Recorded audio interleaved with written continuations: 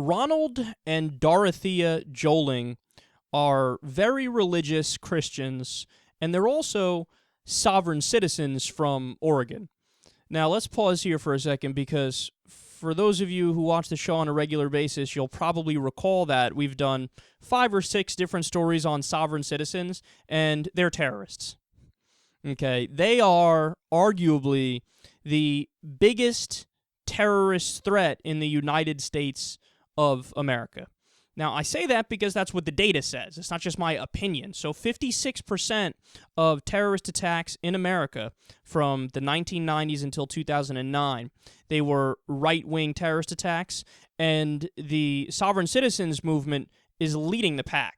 Okay, they do way more than the KKK. They do way more than abortion clinic bombing groups. I mean, these guys have really grown in numbers and strength since Obama's gotten elected. There's been a whole bunch of patriot militias that popped up since Obama got elected. And we usually see that in general when Democrats get elected. Under Clinton, too, there was a big increase in anti-government terrorists and extremists. And the sovereign citizens are that. So, but these two people, I love how they're just admitting it. Could you imagine somebody admitting in the U.S., I guess I'm a member of the Taliban. I self-describe that way. Inconceivable, but you could say sovereign citizens, and some people, they don't view it as like, oh, whoa, you're dangerous. They view it as like, oh, okay. They don't even know what that means. Oh, whatever, that's fine. Meanwhile, you should know what it means because, again, it's a very serious threat. So these guys made the conscious decision 20 years ago to stop paying taxes. How do you do that? 20 years ago, they made that decision. Well, as a result of that, and the subsequent penalties they got, they now owe the government $1.1 million. So this story already reminds me quite a bit of Clive Bundy. Yeah, those blacks is all welfare queens. Meanwhile, he's the biggest welfare queen there is. He's letting his cattle graze all over the place on land that's not his. He owes the government a tremendous amount of money. Meanwhile, he's like, those dang moochers and parasites. It's like, what do you think you are? You are what you're saying they are, you crazy person.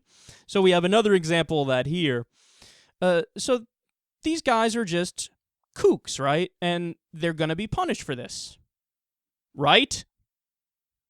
Do you see where this is going? Quote, Attorney Mark Weintraub is arguing in court that the Jolings have a right not to pay their taxes because they're very conservative Christians. Now, in the past, when we heard cases like this, they really were open and shut cases. The judge says, you're an idiot. You have to pay your taxes. You can't just use your religion as a reason to rise above that and say, nope, that doesn't apply to me. I'm religious. Well, then why wouldn't everybody in America all of a sudden decide that their faith tells them the same thing? Well, I don't want to pay taxes either. It's my religion. You've set up a system of total anarchy if you allow that, right? But we don't know. How's the decision going to end up? Who knows? And I'll tell you why we don't know. Hobby Lobby! Oh, again, this happens. Now, the last time we spoke about this, the Hobby Lobby decision was used to allow somebody to not testify in a case about a fundamentalist Mormon cult where there was child boinking going on. They said, I don't want to testify because it's my religion as a Mormon to not testify, therefore I don't have to do it. And a court said, yeah, you're right, you don't have to. Why? Hobby Lobby. Because the Hobby Lobby decision said what? You are allowed to use your religion to rise above what the law of the land is. Okay, the secular law of the land, you can be above that. And in that case, it was specifically about birth control. Well, my religion tells me I don't want to fund no dang birth control for my employees. Now, the reality is the employees are working, and they're basically paying for that with their own money. If they get health care benefits through their employer, that's not the employer's benefits. They're working and earning that, and then they can do what they want with it. You see what I mean? So it's a weird decision where they say, we're going to give more rights to the owner and not the employee, but the underlying principle is, well, if you use the big R word, religion, it's my religion, you're above it.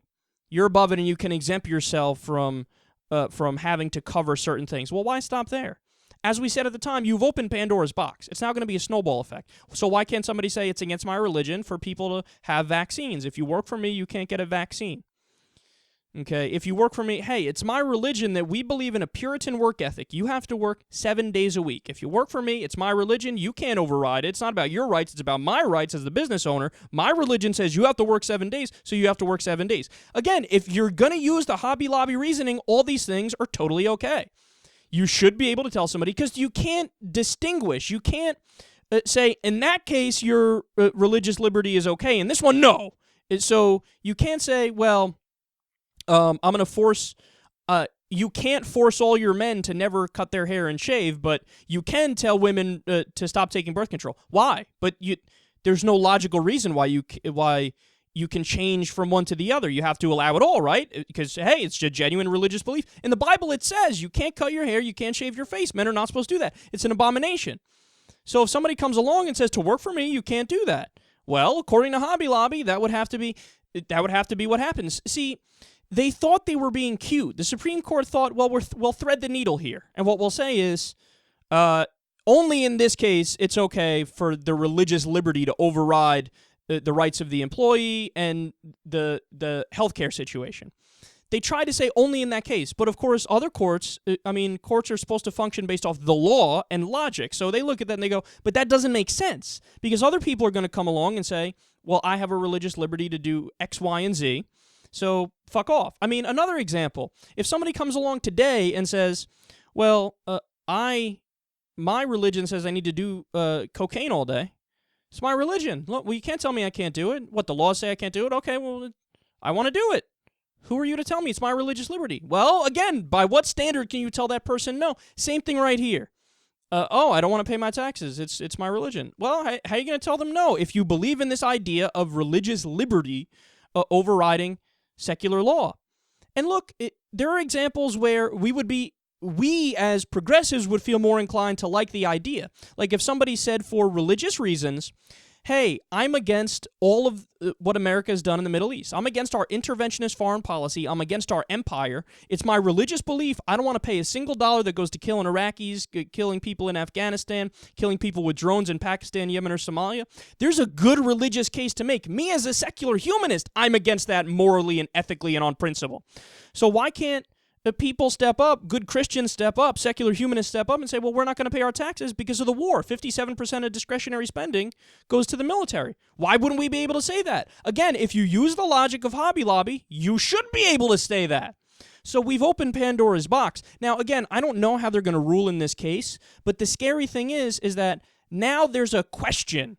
Before, there wasn't a question before Hobby Lobby, but because of moron theocrats who believe in a Christian version of Saudi Arabia, people like Scalia and Thomas, because of them, now there is a question about having a religious anarchy system where everybody claims it's their religion to override secular laws and they can win.